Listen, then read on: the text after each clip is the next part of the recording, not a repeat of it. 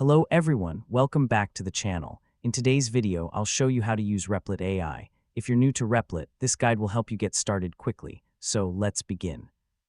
First, I open Replit and sign in to my account. Next, I click inside the AI prompt box. Here, I simply describe what I want to create.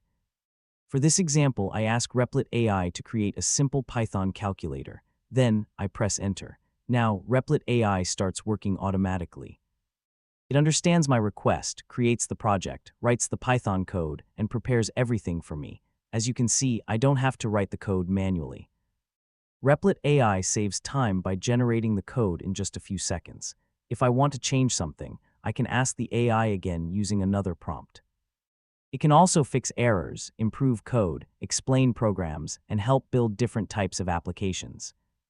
This makes Replit AI very useful for beginners, students, and developers who want to code faster and learn more efficiently. And that's how you can use Replit AI to create projects and generate code with just a simple prompt. If you found this tutorial helpful, please like this video, subscribe to the channel, and turn on the notification bell for more helpful tutorials. Thanks for watching, and I'll see you in the next video.